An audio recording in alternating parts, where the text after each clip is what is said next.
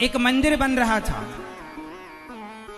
एक संत ने मजदूर से पूछा, क्यों, क्या कर रहे हो? मजदूर ने कहा, अंधा हो गया है, दिखता नहीं है, पत्थर तोड़ रहा हूं मंदिर के लिए। संत ने वही सवाल दूसरे से किया, क्यों, क्या कर रहे हो? बोले, मैं अपने परिवार के पालन के लिए, 2 पैसा कमाने के लिए मजदूरी कर रहा हूं। ठीक। संत ने वही सवाल तीसरे से किया, क्या कर रहे हो? तो उस तीसरे ने कहा, महाराज, मेरे पास इतने पैसे तो नहीं है कि मैं मंदिर बनवा सकूं, लेकिन यदि मेरे हाथ से तोड़े हुए पत्थर इस मंदिर में लगाए जाएं तो यह मेरा परम सौभाग्य होगा। एक ही सवाल था, तीनों से पूछा गया, पर तीनों के उत्तर और तीनों के विचार अलग अलग थे। बस मेरी मां, काम एक ही है। अब उस काम को आप किस विचार से करना चाहते हैं, किस विचार से, किस नजरिए से देखते हैं? मैं तो इस नजरिए से देखता हूं कि बिहारी जी करा रहे हैं, और ये वृद्ध माओं की सेवा, वृंदावन में अन्य क्षेत्र की सेवा भगवान करा रहे हैं, हम आप निमित्त बन के कर रहे हैं। बस इससे ज्यादा क्या है? इसलिए आप भी सहयोगी बनकर इन माओं की सेवा में। वृंदावन में एक रसोई चलती है, 30 से 40 हजार लोग नित्य प्रसाद पाते हैं। कोई भी आ जाए, सबको पेट भर भोजन मिलता है आपके सहयोग से। बताइए, अन्य दान बड़ा दान है या नहीं?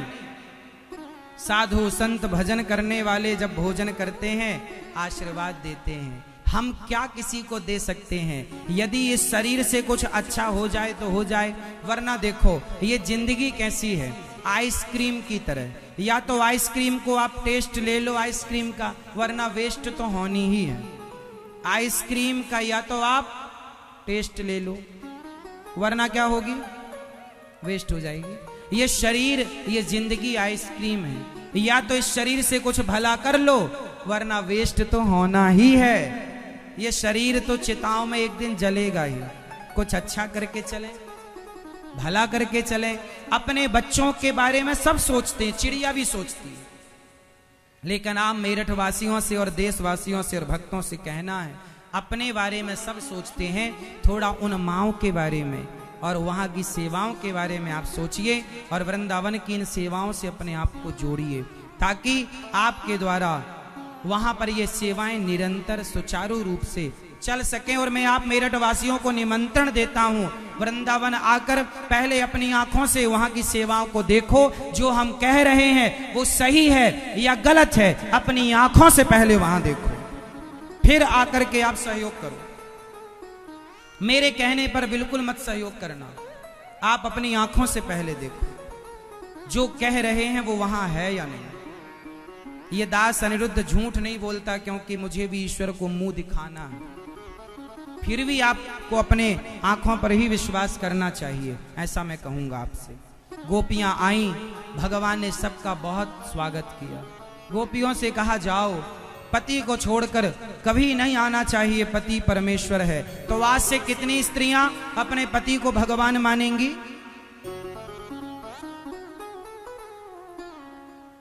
मानेंगी? परमेश्वर पहले भी मानती थी, आगे भी मानेंगी। उठाओ हाथ, थोड़ा एक्सरसाइज कर लो। मेरी मां कितनी आलसी हो, एक नंबर की आलसी हो मेरी मां, हाथ उठाने में भी कंजूसी। कौन कौन पति की सेवा करेगा? चलो, लड़ाई तो नहीं कर। अच्छा, पति आपको कुछ भी कहे, गाली दे, कुछ भी कहे, डांटे, आप एक काम करना, आज चुप रहो, कल बात करेंगे। कल जब उनका गुस्सा ठंडा हो जाए तब चढ़ाई करना। अभी तो गुस्सा है, अभी देखो देखो, समझो।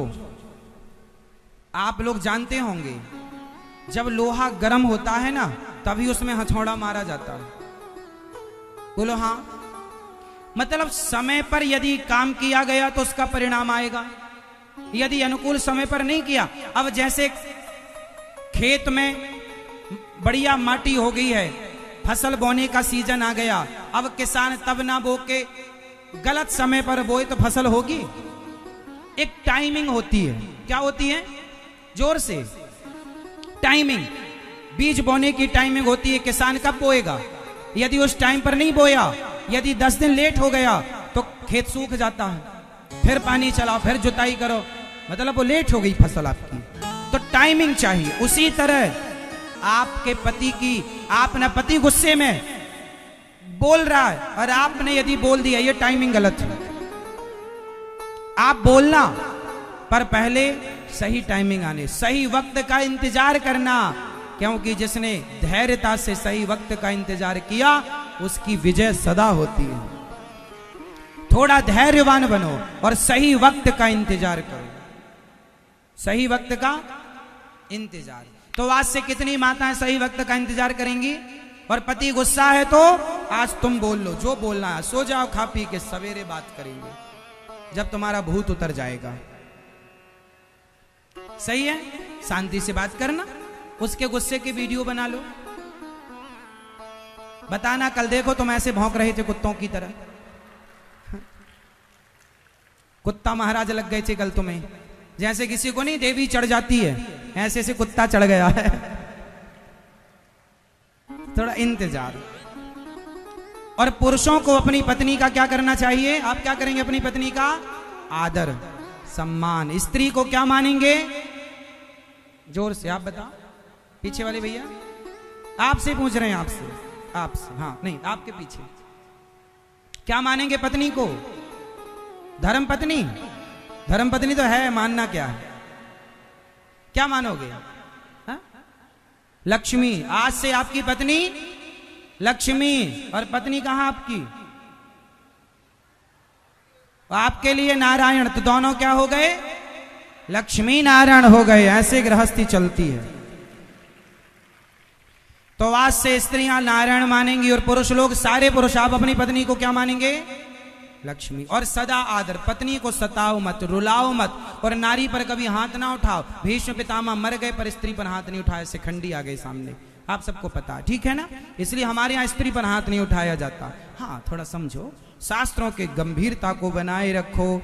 और हाँ, रिश्तों को थोड़ा सा समझो। एक छोटा सा भजन सुनाऊंगा, कोई नाचेगा नहीं, इस भजन में केवल समझेंगे। ये रिश्तों के लिए एक भजन है, पति पत्नी, बेटा और पिता के लिए समर्पित भजन है। ये भजन तब का है जब आदमी के पास सिर्फ 1 मिनट बचा हो।